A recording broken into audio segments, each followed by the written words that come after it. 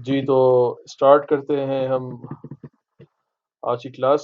और आज की क्लास में हमने फर्दर EIGRP को स्टडी करना है। आज की क्लास में हम फोकस करेंगे EIGRP ऑप्टिमाइजेशन पे, जिसमें हम अंडरस्टैंड करेंगे कि EIGRP का जो क्यूरी मैकेनिज्म है, वो किस तरीके से काम करता है, इसमें जो कॉमन इश्यूज आते हैं उनका क्या सोल्यूशन आपके पास है।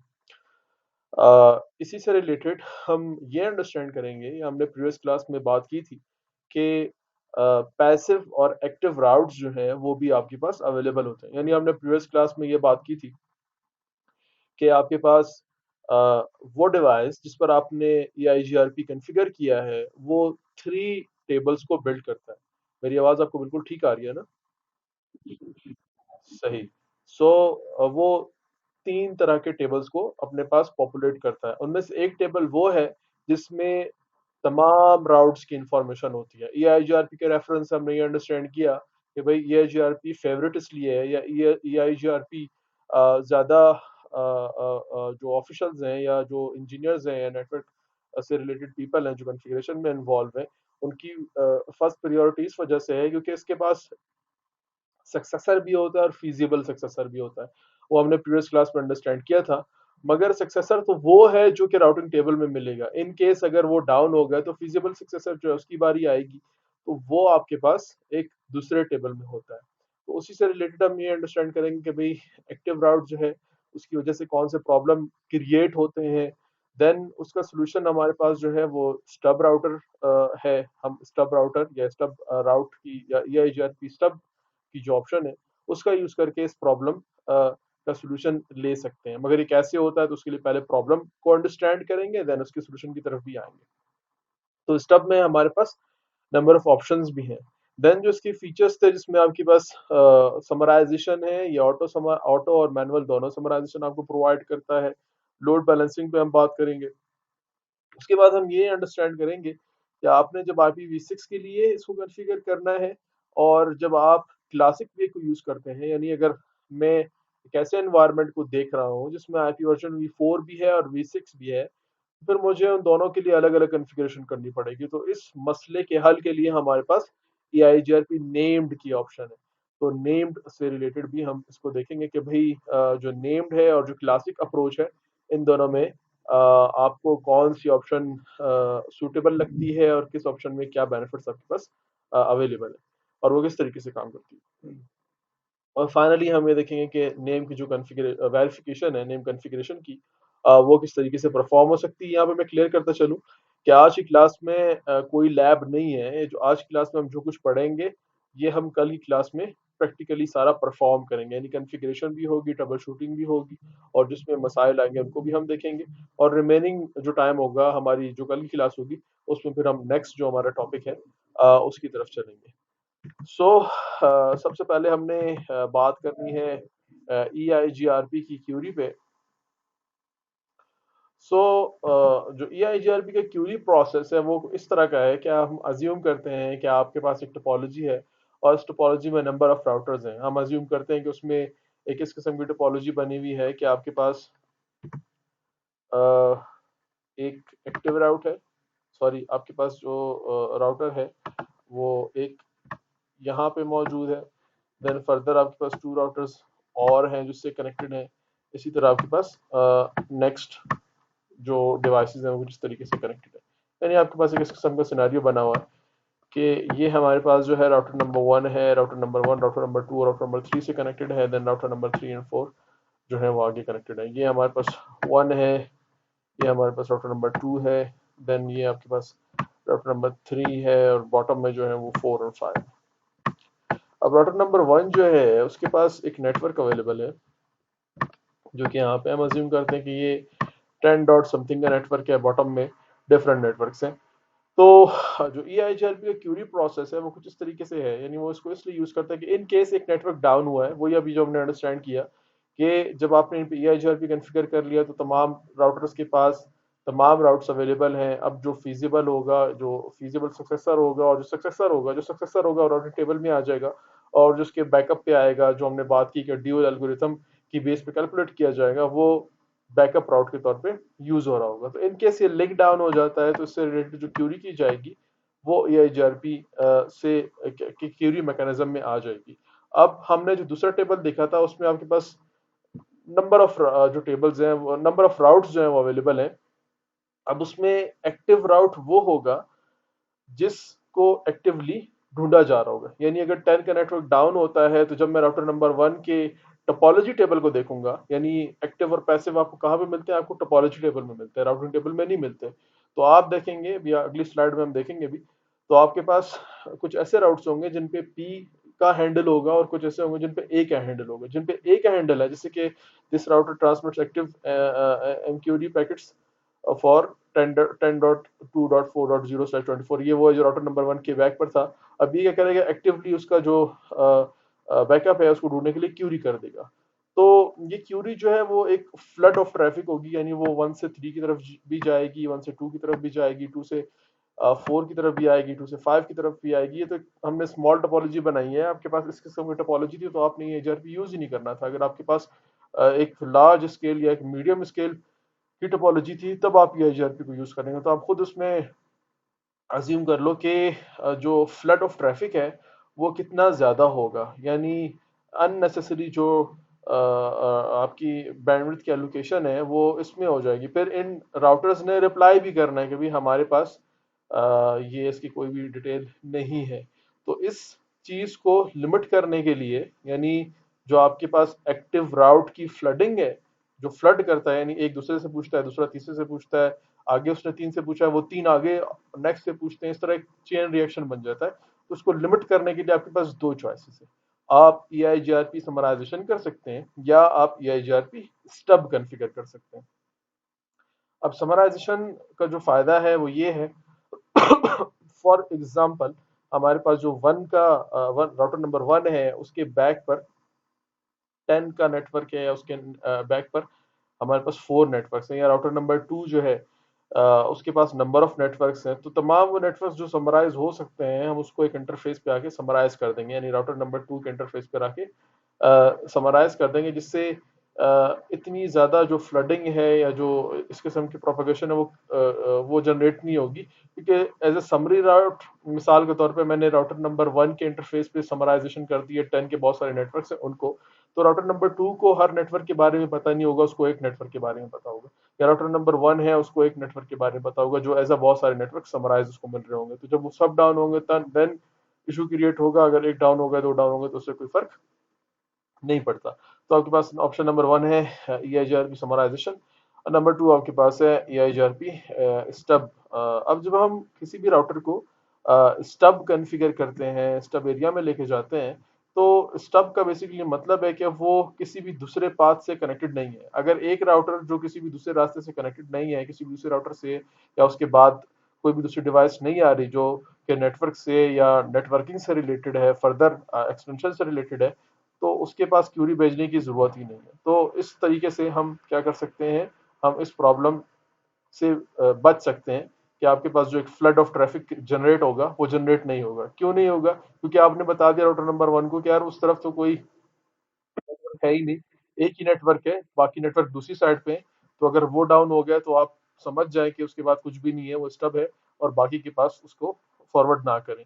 अच्छा, अब दूसरी जो हमारे पास इसमें ऑप्शंस है स्टब से रिलेटेड, वो कौन कौन सी है? क्या ये सिर्फ इसीलिए यूज होता है कि जो आपका नेटवर्क का एंड है वही आइडेंटिफाई करवाया जा सके? हाँ बिल्कुल, ये इसी काम के लिए यूज होता है। मगर इसमें डिफरेंट ऑप्शंस भी हैं कि पॉसिबल है कि आपने स्टब तो कॉन्फ़िगर कर दिया मगर ये नेटवर्क आपको जिससे डायरेक्टली कनेक्टेड है वो तो एडवर्टाइज करवाने हैं। तो उसके लिए क्या होगा? क्या आप यहाँ पे कुछ राउट्स को लीक करना चाहते हैं? क्या आप यहाँ पे सिर्फ ट्रैफिक को रिसीव करना चाहते हैं, सेंड नहीं करना चाहते? क्या आप यहाँ पे किसी दूसरी राउटिंग प्रोटोकॉल के साथ इसको यूज कर रहे हैं? यानी ये हमारे पास डिस्टेंस वेक्टर है, आगे आपके पास स्टैटिक राउट्स हैं, या आपके पास OSPF चल रहा है, आप वहां पर इसके साथ इसको रीडिस्ट्रीब्यूट करवाना चाहते हैं, जैसे हमने बात की कि ये एज पर भी है, या आपने यहाँ पे स्टैटिक राउट्स भी डाले हुए हैं, या आप समराइजेशन के साथ भी इसको लेके चलना चाह रहे हैं, आप चाहते हैं स्टब भी हो और समराइज भी हो, तो देन आपके पास स्टब की जो ऑप्शंस है वो आ जाती हैं। अब नंबर 1 ऑप्शन जो है कनेक्टेड की, अगर हम वो सिलेक्ट करेंगे तो उसमें जो डायरेक्टली कनेक्टेड होंगे, यानी जो उसके इंटरफेसेस पे IP एड्रेसेस असाइन है, वो जो नेटवर्क है सिर्फ वही EIGRP में पार्टिसिपेट कर रहे होंगे उस राउटर पे जिसको आपने स्टब कॉन्फ़िगर किया है। अगर आप लीक मैप कॉन्फ़िगर करते हैं, इसके लिए हम राउट मैप को यूज करते हैं, जो हम अपने अगली क्लास में करके देखेंगे। तो उसमें आप कुछ राउट्स को ड्रॉप करवा सकते हैं। रिसीव ओनली में ये होगा, सिर्फ ये रिसीव करेगा, एडवर्टाइजमेंट इसमें नहीं होगी। डिस्ट्रीब्यूशन में, रीडिस्ट्रीब्यूशन में ये होगा कि आपके पास कोई दूसरा राउटिंग प्रोटोकॉल है जो आप EIGRP का पार्ट बनाना चाह रहे हैं। EIGRP में पार्ट बनाना नहीं चाह रहे, बल्कि EIGRP के राउटिंग टेबल में उनको इंजेक्ट करवाना चाह रहे हैं। सो आपके पास रीडिस्ट्रीब्यूटेड के ऑप्शन भी है। इसी तरह अगर स्टैटिक राउट है या समरी है, तो वो भी आप इस तरीके से इसमें एडवर्टाइज करवा सकते हैं। अब हमारे पास समराइजेशन है, मगर समराइजेशन, हाँ समराइजेशन को देख लेंगे, फिर आगे चल के और भी बात करेंगे।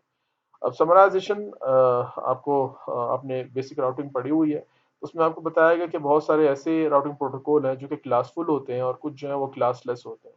यानी हमारे पास राउटिंग प्रोटोकॉल्स में जो ऑटो समराइजेशन का कॉन्सेप्ट है वो कुछ इस तरह का है कि अगर आप क्लास सी का, क्लास ए का, क्लास बी का नेटवर्क यूज कर रहे हैं, तो वो उसको डिफॉल्ट, उसका जो सबनेट मास्क है उसको मद्देनजर रखते हुए अगर समराइजेशन पॉसिबल है तो वो ऑटो समराइजेशन कर देता है, या आप ऑटो समराइजेशन भी कर सकते हैं।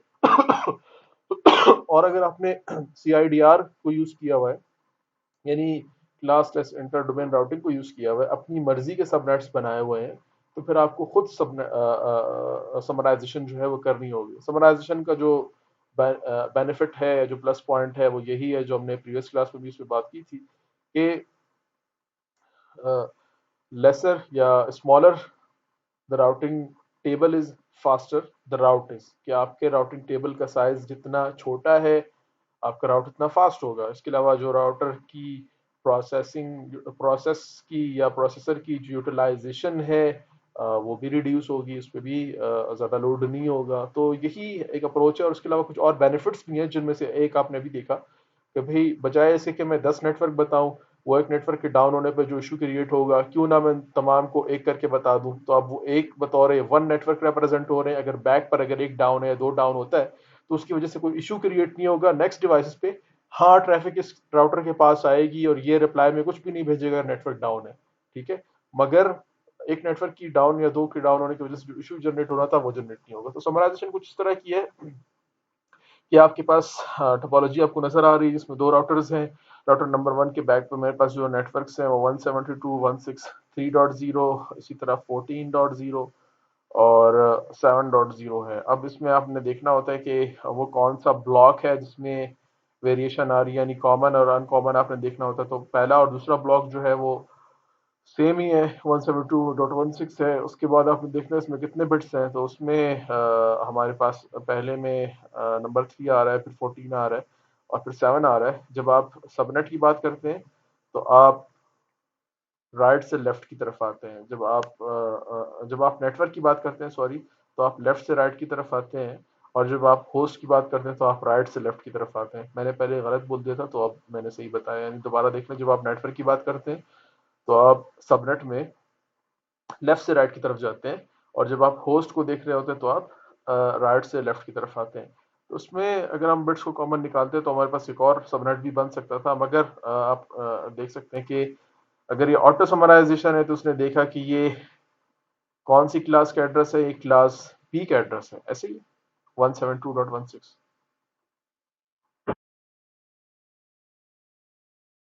जी,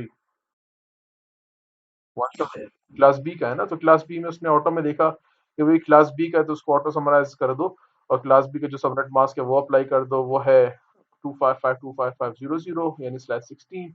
सो 172.16.0.0 /16 इसने एंटर करके आगे फॉरवर्ड कर दिया। इस तरीके से समराइजेशन भी हो गई।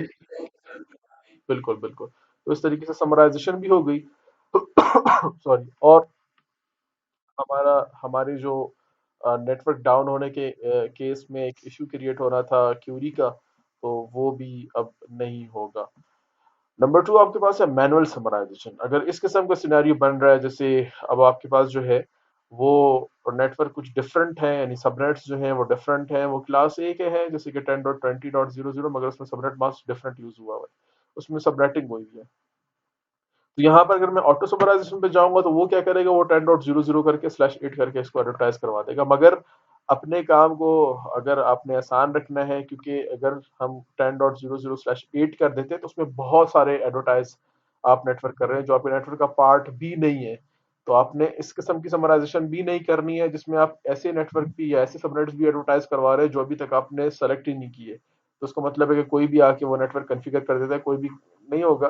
यानी आपके नेटवर्क पे इस किस्म का कोई कॉन्फ़िगरेशन कर होती है या बाय मिस्टेक इस किस्म का काम हो जाता है, आपने अभी तक एडवर्टाइज नहीं करवाना था, आपको आपने अपने माइंड में रखा हुआ था कि अभी तक एडवर्टाइज नहीं हुआ हुआ, मगर आप ऑलरेडी उसको समराइज करवा चुके हैं, तो वो ऑलरेडी प्रोपेगेट हो जाएगा। तो इस किस्म की मिस्टेक से बचने के लिए, ब्लंडर से बचने के लिए, आप ऑटो समराइजेशन पे नहीं जाते बल्कि आप मैनुअल समराइजेशन पे आते हैं। तो आप देख सकते हैं कि 10.20.0.0/16 फिर 21 है, फिर 22 है, फिर 23 है।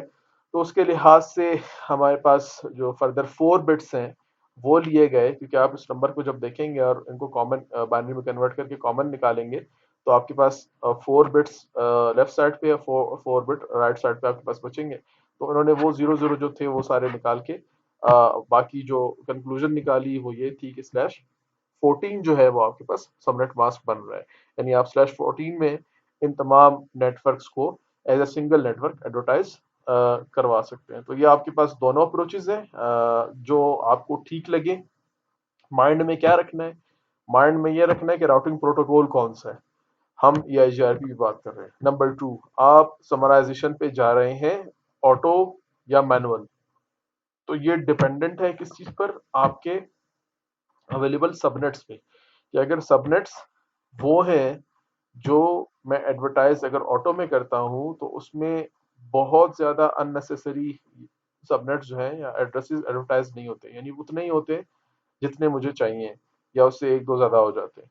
मगर अगर इस किस्म का एनवायरनमेंट है जिसमें आपने सबनेट्स भी बनाए हुए हैं और आप आगे अपनी आसानी के लिए करना चाह रहे हैं, चले वो अच्छी बात है। मगर आपको पता है कि यार ये इसी के लिए होगा और आगे जाके जो नेटवर्क्स हैं उनकी पॉलिसीज डिफरेंट होंगी, मैं इसको समराइज करवाना चाहता हूँ, इसके लिहाज से उनके लिए अलग कोई कॉन्फ़िगरेशन होगी, तो फिर आप ऑटो समराइजेशन पे नहीं जाएंगे बल्कि आप मैनुअल समराइजेशन में जाएंगे, जिसमें आपके हाथ में कंट्रोल होता है कि कहां से लेके कहां तक के एड्रेसेस मैंने समराइज करने, मैंने सारे समराइज नहीं करने। यानी क्लास सी को अगर मैंने समराइज कर दिया या क्लास बी को मैंने समराइज कर दिया, तो उसका मतलब है क्लास बी में जो नेटवर्क मैंने यूज किया हुआ है उससे रिलेटेड जितने भी सबनेट्स हैं वो सारे के सारे समराइज हो जाएंगे। तो वहां पर फिर आपने ऑटो में नहीं जाना, वहां पर आपने मैनुअल समराइजेशन में जाना है। EIGRP में हमने बात की थी कि EIGRP को चूज करने की एक और बड़ी वजह ये है कि आपको ये लोड बैलेंसिंग प्रोवाइड करता है, और उसमें सबसे बड़ी बात ये है कि आपको unequal cost load balancing provide कर रहा होता है, विच मीन्स कि हमारे पास एक इस किस्म की टोपोलॉजी है कि राउटर नंबर 1 राउटर नंबर 2 से कनेक्टेड है।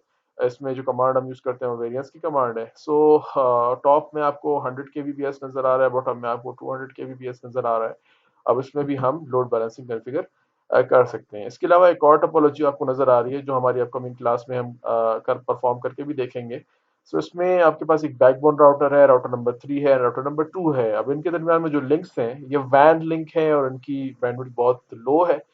टॉप में जो आपको नजर आ रहा है 128 kbps है, बॉटम में जो आपको नजर आ रहा है वो 256 है। तो यहाँ पर हम बीबी राउटर पे कॉन्फ़िगरेशन करेंगे वेरिएंस कमांड की, जो कि मल्टीप्लाई कर देगा, यानी वो 128 को मल्टीप्लाई करके इसको इक्वल ले आएगा। रियलिटी में वो 128 होगा, मगर मल्टीप्लाई करने के बाद वो क्या करेगा, वो कंसिडर करेगा इसको इक्वल के, मगर वो हमें unequal cost load balancing provide करेगा। किस केस में, कि अगर हमने 10.1.0 10.1.2.0/24 के नेटवर्क को एक्सेस करना है तो वो कुछ ट्रैफिक 3 से भेजेगा और कुछ ट्रैफिक 4 से भेजेगा कि आपके पास लोड जो है वो बैलेंस हो रहा होगा। जैसे कि आपको कमांड नजर आ रही है, बड़ी सिंपल सी कमांड है कि आपने राउटर के मोड में जाना होता है, जो हम अपनी अपकमिंग क्लास में टोटली जिसमें हमने कॉन्फ़िगरेशन करनी है, थ्योरी हम सारी आज खत्म कर देंगे। तो उसमें आपने सिर्फ वेरिएंस करना है। वेरिएंस 2 का मतलब है कि इसको मल्टीप्लाई कर दिया जाए सॉरी, इस नंबर से। सो ये आपके पास लोड बैलेंसिंग की ऑप्शन है। अब जब हम IPv6 से रिलेटेड कॉन्फ़िगरेशन करेंगे, यानी IP version v4 Aahista Aahista obsolete हो रहा है, अभी तक हुआ नहीं है, काफ़ी अरसे से इस पे काम हो रहा है, मगर स्लोली ये फेड आउट हो जाएगा।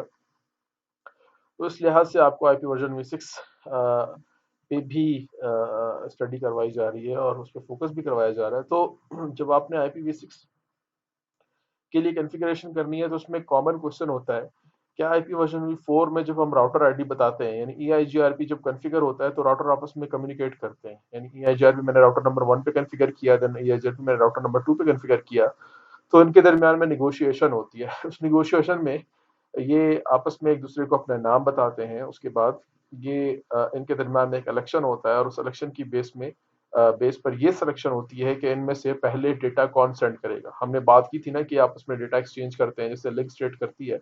एक तो ये था कि सिर्फ अपनी इंफॉर्मेशन एजुकेट करवाना बताना, मगर ये अपनी इंफॉर्मेशन के अलावा पूरा मैप रखते हैं तमाम टोपोलॉजी का।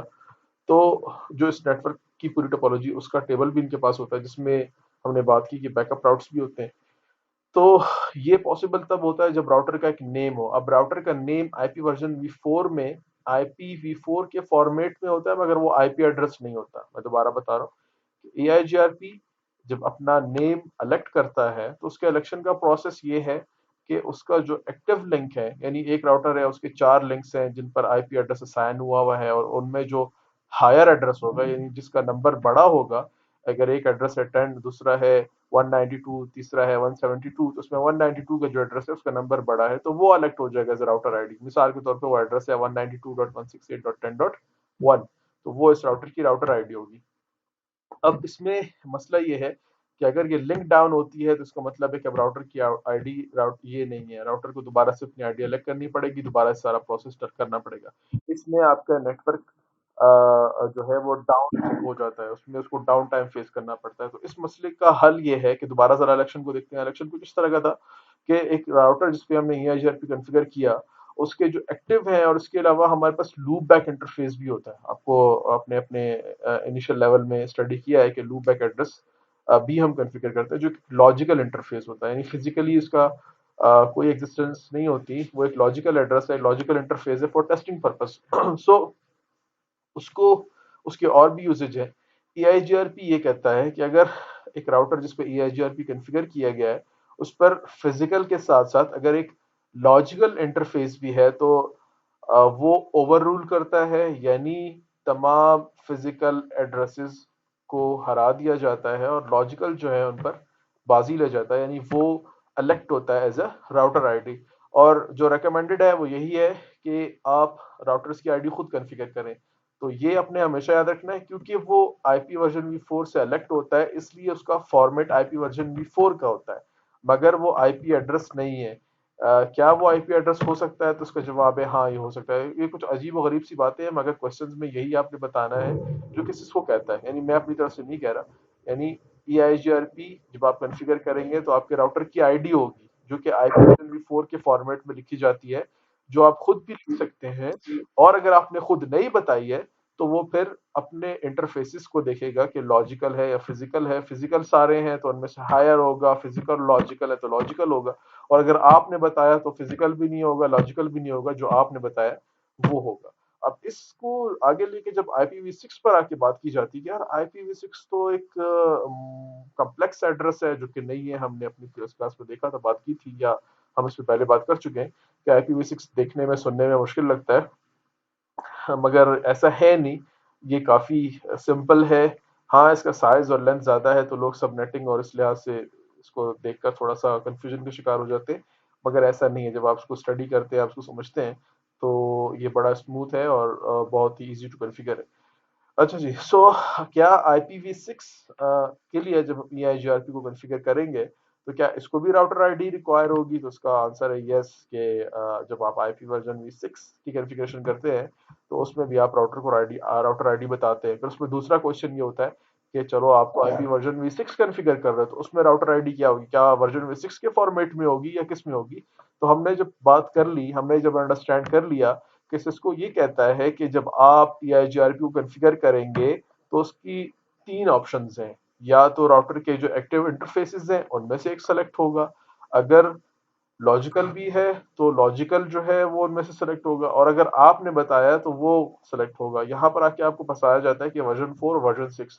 तो आपका आंसर ये होगा कि राउटर की आईडी चाहे आईपी वर्जन V4 हो चाहे आईपी वर्जन V6 हो, उसकी आईडी आईपी वर्जन V4 के फॉर्मेट में लिखी जाती है। इसीलिए इसको कहा जाता है कि ये राउटर आईडी है, ये आईपी नहीं है। It can be N IP address but ये आईपी एड्रेस नहीं है, ये क्या है, राउटर आईडी है। तो कॉन्फ़िगरेशन बड़ी सिंपल सी है। आपको सबसे पहले राउटर पे इनेबल करना होता है IPv6 राउटिंग, जिसके लिए आप लिखते हैं IPv6 unicast routing. Then IPv6 router EIGRP IPv6 अगर हटा देंगे तो फिर वर्जन 4 की कॉन्फ़िगरेशन होगी, जिसमें फिर हमें उसका प्रोसेस आइडेंटिफायर बताना होता है जो कि नंबर 3 है। देन आपके पास है राउटर आईडी जो कि आपको नजर आ रहा है 444। ये क्या है, ये राउटर आईडी है, वर्जन 4 नहीं है, ये इसकी आईडी है। नो शट सिंपल IPv6 में ये है। V4 में आप नेटवर्क एडवर्टाइज करवाते थे, V6 में आपको ऐसा नहीं करना होता, सिर्फ आप जाते हैं इंटरफेस पर इनेबल करते। तो हमारे पास, हम अज्यूम कर रहे हैं कि जो राउटर है उसका गीगाबिट इंटरफेस है, वहां पे जाके हमने IPv6 EIGRP3 लिख दिया, जिससे वो इस इंटरफेस पे इनेबल हो गया, विच मीन्स कि इस इंटरफेस पे इसके मैसेजेस जो है वो सेंड और रिसीव, यानी हेलो मैसेज जो है वो उसकी ट्रांसमिशन शुरू हो जाएगी। अब जब आप देखेंगे वेरिफिकेशन के लेवल पे, तो आप कमांड रन करेंगे शो आईपी EIGRP नेबर्स, जिससे आपको पता चलेगा कि ये जो इंटरफेस है इससे कोई दूसरी डिवाइस कनेक्टेड है क्या, इस पे मैसेज जो है वो फॉरवर्ड किया जा रहा है। तो आपको तमाम डिटेल जो है वो मिल जाएगी, कि आपको होल्ड टाइम और बाकी जो डिटेल है हेलो मैसेज की वो आपको नजर आएगी।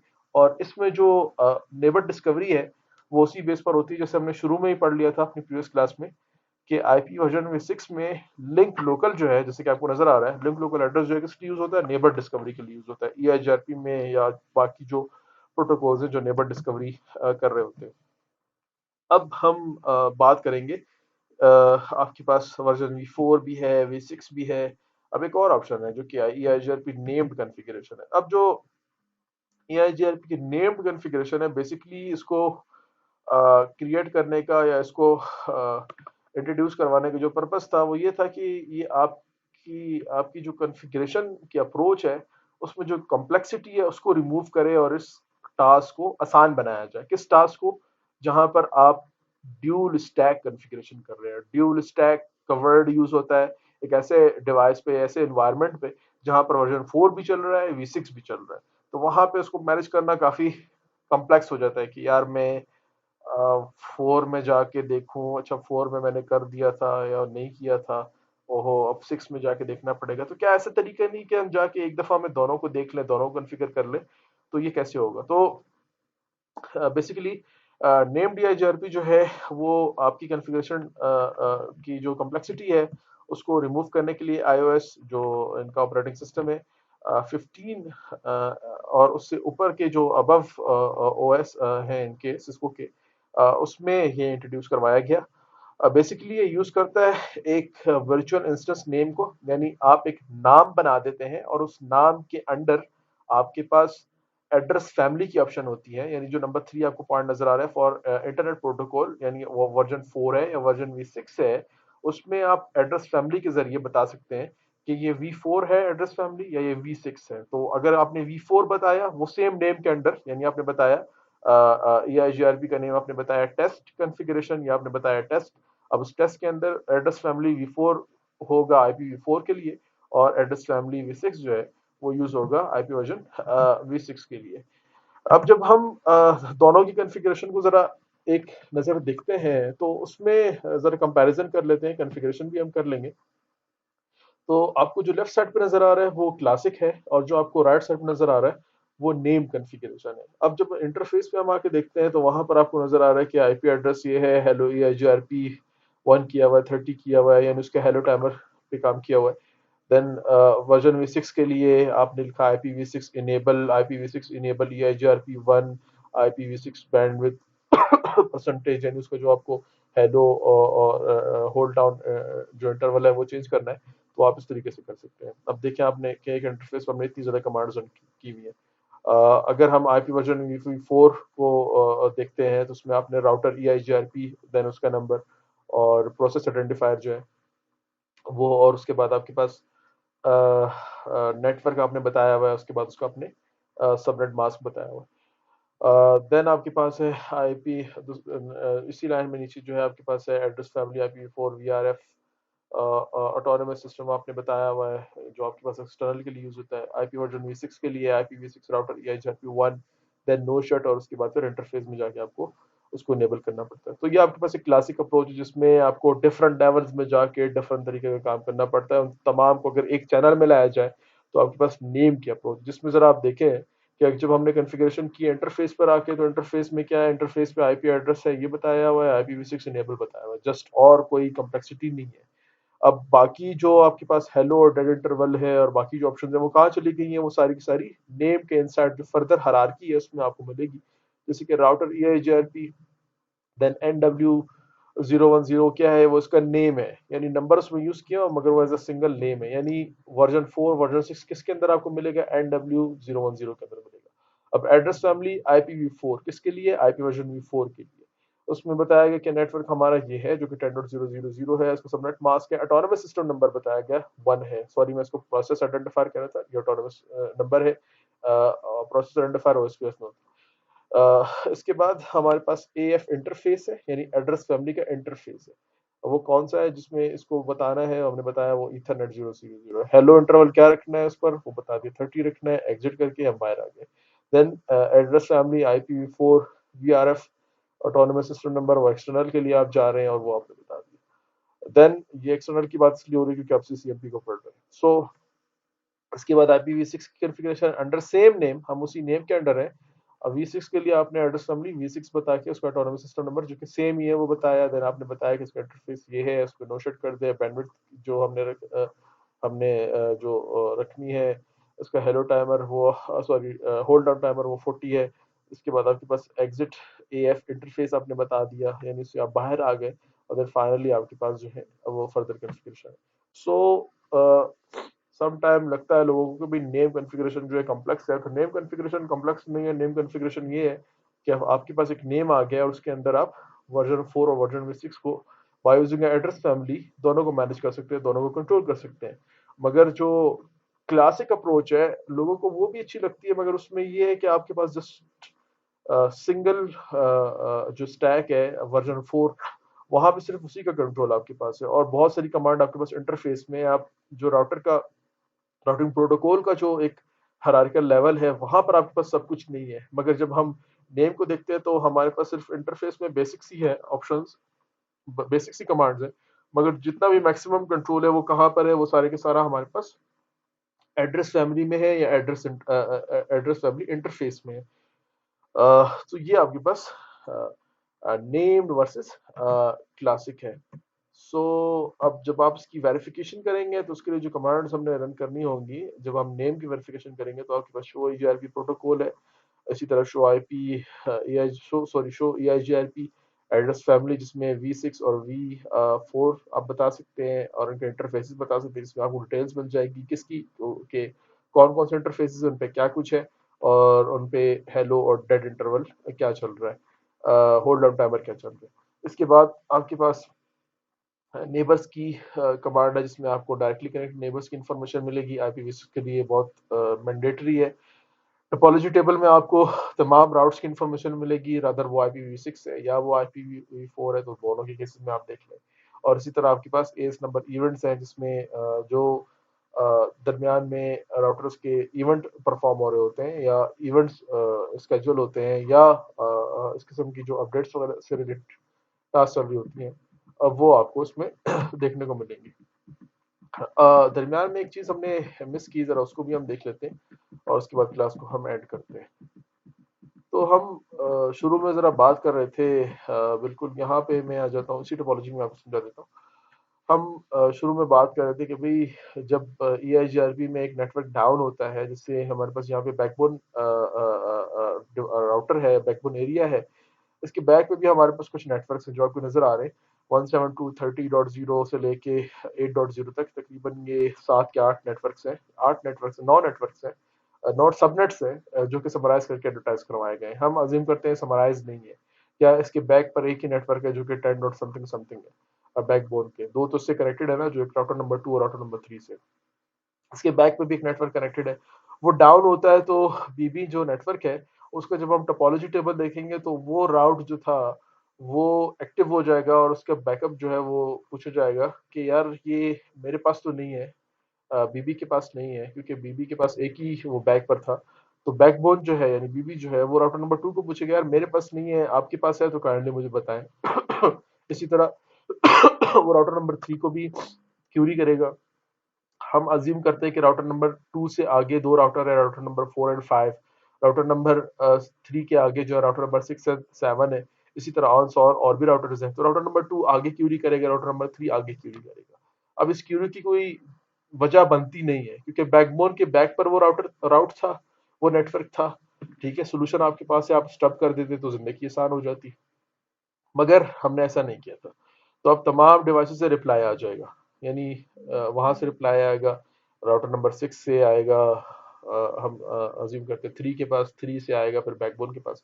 तो इसमें ठीक है, आपको राउटर बैकबोन को पता चल जाएगा यार कि अब किसी के पास भी नहीं है तो उसको रिमूव कर दो। मगर इसमें आप नोटिस करें कि आपके नेटवर्क की बैंडविड्थ जो है वो यूज हो रही है, यानी बैकबोन से एक फ्लड निकला जो कि 2 और 3 की तरफ गया, 2 और 3 ने उसको आगे और भेजा, फिर और भेजा, फिर और भेजा, मगर रिप्लाई भी आ गया, जिंदगी है, शांति, सब कुछ हो गया। अच्छा जी, इसकी दूसरी एग्जांपल देखते हैं। दोबारा बैकबोन नेटवर्क के बैक जो नेटवर्क है वो डाउन हो गया। बैकबोन ने दोबारा क्यूरी की राउटर नंबर 2 को, राउटर नंबर 3 को। राउटर नंबर 2 ने आगे भेजा राउटर नंबर 4 5 के पास, राउटर नंबर 3 ने भेजा राउटर नंबर 6 7 के पास। और इस दौरान ऐसा था कि जो राउटर नंबर 2 है उसने राउटर नंबर 4 5 के पास भेजा था, 4 से उसको रिप्लाई आ गया, मगर 5 की लिंक डाउन हो गई या कोई इशू हुआ, कोई मसला हुआ इंटरफेस पे, कोई भी इस किस्म का टेक्निकल फॉल्ट आ सकता है जिसकी वजह से वो रिप्लाई अभी तक राउटर नंबर 5 ने नहीं भेजा है। तो राउटर नंबर 2 जो है वेट करेगा, किस चीज का वेट करेगा, रिप्लाई का वेट करेगा। अब राउटर नंबर 2 को जब तक रिप्लाई नहीं मिला है तो राउटर नंबर जो राउटर बैकबोन है वो भी वेट कर रहा है कि यार मुझे 3 से और उससे आगे जो राउटर्स थे उनसे मिल गया है, राउटर नंबर 2 के आगे जो राउटर नंबर 4 था उससे भी मिल गया है। 5 से अभी तक रिप्लाई नहीं मिला 2 को, और 2 की वजह से मैं वेट कर रहा हूँ, यानी बैकबोन जो है वो कह रहा होगा कि 2 का रिप्लाई आना है और 2 वेट कर रहा होगा कि 5 का रिप्लाई आना है। और इसकी वजह से ये स्टक हो जाते हैं एक्टिव स्टेट में। तो इसका एक टाइमर चल रहा है जिसपे ये वेट कर रहे होते हैं। तो आपके पास ये एक इसका इसकी वजह है स्टक इनएक्टिव की। तो इन मसाइल से बचने का या इन मसाइल का जो हल है वो आपके पास ये, या तो आप समराइजेशन को यूज करेंगे या आप स्टब राउट को यूज करेंगे, या स्टब कॉन्फ़िगर कर देंगे जिससे आपके पास ये प्रॉब्लम्स क्रिएट नहीं होंगी। सो आज की जो हमारी क्लास है उसमें ये एचआरपी की मैक्सिमम जो थ्योरेटिकल पॉइंट्स हैं वो हमने देख लिए हैं, और नेक्स्ट क्लास में इंशाल्लाह हमारी मुलाकात होगी जिसमें हम इन तमाम पॉइंट्स को प्रैक्टिकली परफॉर्म करके फिर जो नेक्स्ट हमारा टॉपिक है, नेक्स्ट राउटिंग प्रोटोकॉल है, हम उसके थ्योरेटिकल पॉइंट्स को देखेंगे।